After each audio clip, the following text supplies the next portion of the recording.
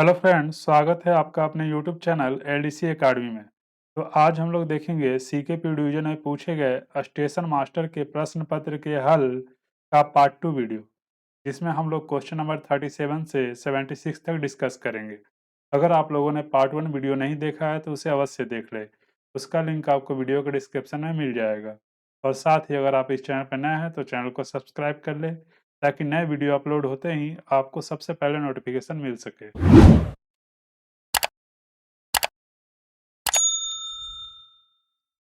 Question number 37, किन परिस्थितियों में बिना गार्ड के मालगाड़ी चलाना सख्त प्रतिबंधित है? तो वो होता है असामान्य मौसम में, संचार के एकदम अवरुद्ध हो जाने की दिशा में, अल्पकालीन एकल लाइन रेल संचालन में यानी टीएसएल वर्किंग में। इन सभी कंडीशन में बिना गार्ड के मालगाड़ी चलाना सख्त प्रतिबंधित होता है। तो सही आंसर हो जाएगा मेरा ऑप्शन नंबर डी, उपरोक्त सभी दशाओं में। क्वेश्चन नंबर 38, जब स्टेशन मास्टर को ट्रेन में हॉट एक्सेल की सूचना मिलती है तो उसे अधिमानतः निम्नलिखित में से किस पर लिया जाएगा? तो जब भी स्टेशन मास्टर को ट्रेन में हॉट एक्सेल की सूचना मिलती है तो उसे मेन लाइन पर लेगा। तो सही आंसर हो जाएगा option number C. Question number 39, किसी स्टेशन या अमान्य बीपीसी से स्थिर स्टॉक की निकासी करते समय निम्नलिखित में से किसके द्वारा जांच की जाएगी? तो वो जांच किया जाता है गार्ड और लोको पायलट द्वारा। सही आंसर हो जाएगा option number C. Question number 40, CC rake BPC की वैधता की अवधि कितनी होगी? तो सीसी रेक बीपीसी की वैधता होती है 35 दिन और 7500 किलोमीटर, दोनों में से जो भी पहले हो जाए। तो सही आंसर हो जाएगा ऑप्शन नंबर सी, ए या बी में से कोई भी पहले हो जाने पर। क्वेश्चन नंबर 41, निम्नलिखित में से किस प्रकार के स्टेशन पर स्टेशन मास्टर पॉइंट्समैन के माध्यम से ऑल राइट सिग्नल दिखाने की व्यवस्था करेगा? तो ऑफ साइड पर, ऑफ साइड तरफ से पॉइंट्समैन सिग्नल एक्सचेंज करेगा और स्टेशन साइड तरफ से स्टेशन मास्टर करता है। सही आंसर हो जाएगा option number B. Question number 42, निम्नलिखित में से कितनी अवधि के पश्चात नवीन बीपीसी की आवश्यकता होती है जब ट्रेन किसी स्टेशन पर खड़ी होती है? लोडिंग और अनलोडिंग स्टेशन के अलावा। तो वो होता है 24 घंटा। 24 घंटे के अवधि से अधिक अगर ट्रेन खड़ी होती है तो उसे नवीन बीपीसी की आवश्यकता होती है। सही आंसर हो जाएगा option number B. Question number 43, निम्नलिखित में से किन सिटी कोड का प्रयोग लोको पायलट करेगा जब उसे यह ज्ञात होता है कि स्टेशन मास्टर अथवा स्टेशन स्टाफ ने ऑल राइट सिग्नल का संकेत आदान प्रदान नहीं किया है? तो लोको पायलट दो शॉर्ट सिटी का प्रयोग करेगा। सही आंसर हो जाएगा option number A. Question number 44, निम्नलिखित में से किस अवधि में स्टेशन वर्किंग रूल को नए सिरे से जारी किया जाना होता है? तो स्टेशन वर्किंग रूल को हर 5 ईयर्स में नए सिरे से जारी किया जाना होता है। सही आंसर हो जाएगा option number B. Question number 45, किसी बाधित लाइन पर गाड़ी प्राप्त करने का लिखित प्राधिकार कौन सा होता है? तो किसी भी बाधित लाइन पर गाड़ी लेने के लिए जो लिखित प्राधिकार होता है वो होता है टी 509। सही आंसर हो जाएगा ऑप्शन नंबर डी। और टी 369 का बी होता है ये आपका ऑन या खराब स्थिति में सिग्नलों को पास करने का अधिकार। और टी 500 जो 11 होता है वो होता है सिग्नल रहित लाइन से गाड़ी प्रस्थान करने के लिए प्राधिकार। तो सही आंसर हो जाएगा मेरा option number D, T 509। Question number 46, rail परिचालन में किसी बाधित लाइन पर ट्रेन को प्राप्त करने के लिए स्टॉप हैंड सिग्नल को बाधित बिंदु से कितनी दूरी के स्थान पर प्रदर्शित किया जाना चाहिए? तो वो होता है 45 मीटर। सही आंसर हो जाएगा मेरा option number A. Question number 47, shunting संचालन के दौरान गति कितनी से अधिक नहीं होनी चाहिए? तो शंटिंग संचालन के दौरान गति हमारा 15 किलोमीटर प्रति घंटा से अधिक नहीं होना चाहिए। सही आंसर हो जाएगा option number B. Question number 48, निम्नलिखित में से किसके व्यक्तिगत आदेश के बगैर यात्री से भरे हुए डिब्बों की शंटिंग नहीं की जा सकती है? तो गार्ड या स्टेशन मास्टर दोनों में से किसी के बिना आदेश के यात्री के डिब्बों की शंटिंग नहीं किया जा सकता है। सही आंसर हो जाएगा मेरा option number B. Question number 49, एक बार संचार बहाल हो जाने के बाद स्टेशन मास्टर को निम्नलिखित में से किस निर्धारित फॉर्म में आसन्न स्टेशनों के एसएम को एक संदेश भेजना चाहिए यानी पुनः संस्थापन संदेश भेजना चाहिए? तो वो होता है टी आई 602। सही आंसर होगा ऑप्शन नंबर डी। और टी जी 602 और टी एस 602 क्या होता है? ये होता है conditional line clear ticket up के लिए और ये होता है conditional line clear ticket down के लिए। और टीई जो 602 होता है वो होता है सिंगल लाइन पर पूर्ण संचार व्यवस्था भंग होने की स्थिति में गाड़ियों के लिए लाइन क्लियर हेतु लाइन क्लियर पूछताछ संदेश होता है ये। ठीक है दोस्तों। Question number 50। Absolute block system पर किसी भी ट्रेन को ब्लॉक स्टेशन से तब तक जाने की अनुमति नहीं दी जाएगी जब तक कि अग्रिम ब्लॉक स्टेशन से निम्नलिखित में से क्या प्राप्त ना हो जाए। तो लाइन क्लियर जब तक प्राप्त ना हो जाए किसी भी ट्रेन को ब्लॉक स्टेशन से जाने की अनुमति नहीं दी जाएगी। सही आंसर हो जाएगा option number B. Question number 51। स्वचालित सिग्नल का सामान्य पहलू क्या होता है? तो स्वचालित सिग्नल का सामान्य पहलू होता है प्रोसीड यानी प्रस्थान। सही आंसर हो जाएगा option number C. Question number 52। TVU का फुल फॉर्म निम्नलिखित में से क्या होता है? तो टीवीयू का फुल फॉर्म होता है ट्रेन व्हीकल यूनिट।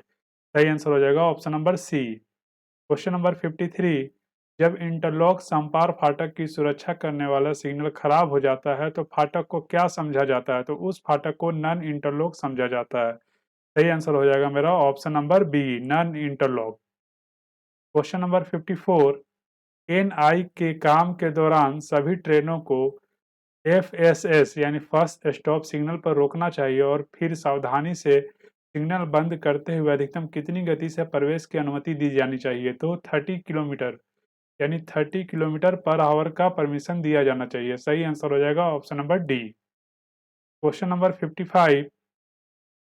किसी यात्री ट्रेन में अधिकतम कितनी निष्क्रिय इंजनों की संख्या ले जाने की अनुमति दी जाती है? तो किसी भी यात्री ट्रेन में अधिकतम एक निष्क्रिय इंजन को ले जाने की अनुमति दी जाती है। तो सही आंसर हो जाएगा option number B. Question number 56। Panel interlocked station पर आपातकालीन क्रॉस ओवर के समुचित कार्य को सुनिश्चित करने के लिए स्टेशन मास्टर निम्नलिखित में कब परीक्षण करेगा? स्टेशन मास्टर क्रॉस ओवर के समुचित कार्य को सुनिश्चित करने के लिए डेली यानी प्रतिदिन परीक्षण करेगा। सही आंसर हो जाएगा option number D. Question number 57। Station master निम्नलिखित में से किस पर हस्ताक्षर प्राप्त करने के बाद एसएनटी स्टाफ को रिले रूम की चाबी सौंपेगा? तो जो स्टेशन मास्टर होता है रिले रूम चाबी रजिस्टर पर हस्ताक्षर प्राप्त होने के बाद एसएनटी स्टाफ को रिले रूम की चाबी सौंपेगा। तो सही आंसर हो जाएगा option number C. Question number 58। जब एसएम लाइन क्लियर नहीं देना चाहता है तो निम्नलिखित में से क्या बेल कोड सिग्नल देगा? तो जब भी एसएम लाइन क्लियर नहीं देना चाहता है तो वो 6 शॉर्ट बेल कोड सिग्नल देगा। तो सही आंसर हो जाएगा option number B. Question number 59। Rail दुर्घटनाओं को कितने वर्गों में बांटा गया? तो रेल दुर्घटनाओं को 5 वर्गों में बांटा गया। सही आंसर हो जाएगा option number D. Question number 60। दुर्घटना राहत ट्रेन के लिए नकली मॉक अभ्यास कितनी अवधि में आयोजित किया जाता है? जो मॉक ड्रिल होता है वो कितने समय में आयोजित किया जाता है? तो वो 3 महीने में एक बार आयोजित किया जाता है। सही आंसर हो जाएगा option number C. Question number 61। रेलगाड़ी मानव युक्त लेवल क्रॉसिंग दुर्घटना के मृत्यु के मामले में दी जाने वाली अनुग्रह राशि कितनी होती है? तो जो रेलगाड़ी मानव युक्त लेवल क्रॉसिंग दुर्घटना में मृत्यु के मामले में जो दी जाने वाली राशि होती है वह होती है 50,000 रुपये। सही आंसर हो जाएगा option number D. Question number 62। सामान्य नियम बनाया जाता है यानी सामान्य नियम किसके द्वारा बनाया जाता है? जो जनरल रूल्स होता है किसके द्वारा बनाए जाते हैं? तो वो होता है रेलवे बोर्ड के द्वारा। सही आंसर हो जाएगा option number A. Question number 63। स्वीकृत विशेष निर्देश किसके द्वारा जारी या अनुमोदित किए जाते हैं? जो अप्रूव्ड स्पेशल इंस्ट्रक्शन होते हैं वो किसके द्वारा जारी किए जाते हैं यानी किसके द्वारा इश्यू किए जाते हैं? तो वो होता है सीआरएस के द्वारा। सही आंसर हो जाएगा ऑप्शन नंबर सी। और सीआरएस का फुल फॉर्म होता है commissioner of railway safety. Question number 64।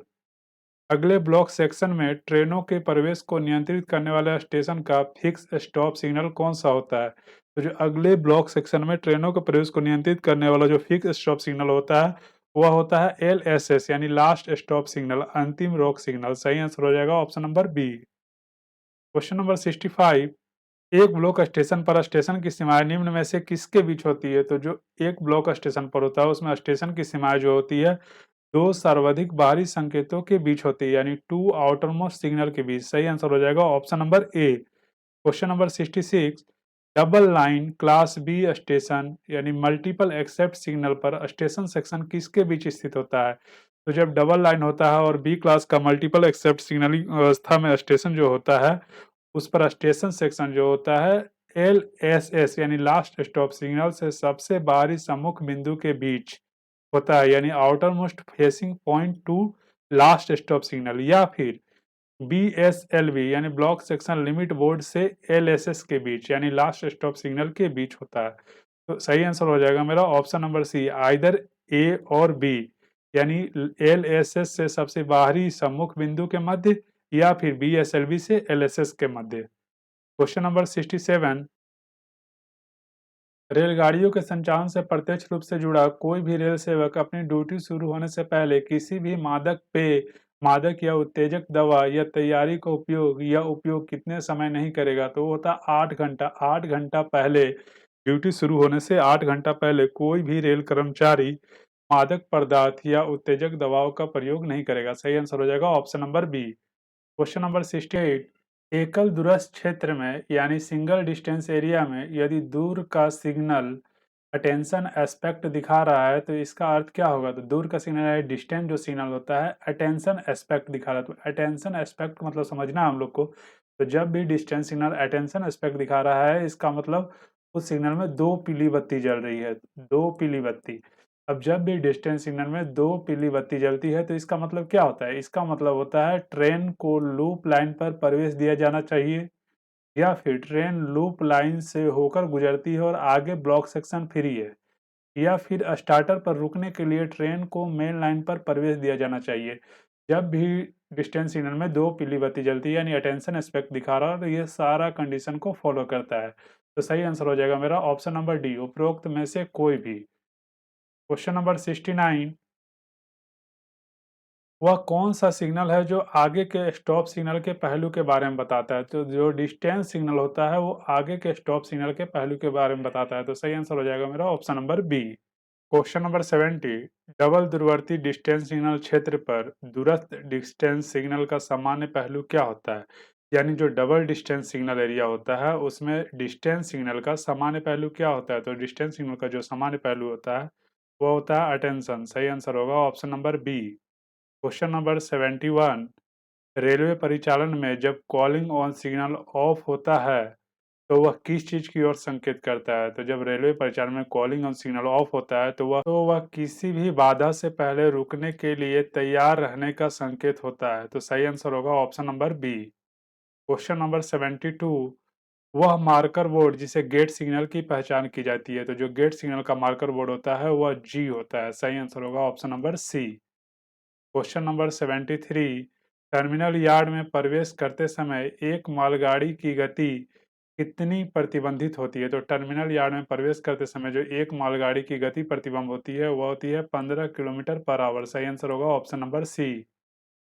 Question number 74, catch siding का उद्देश्य किस चीज की सुरक्षा करना है? तो कैश साइडिंग का जो उद्देश्य होता है स्टेशन सेक्शन यानी स्टेशन अनुभाग स्टेशन की सुरक्षा करना होता है। सही आंसर होगा ऑप्शन नंबर सी।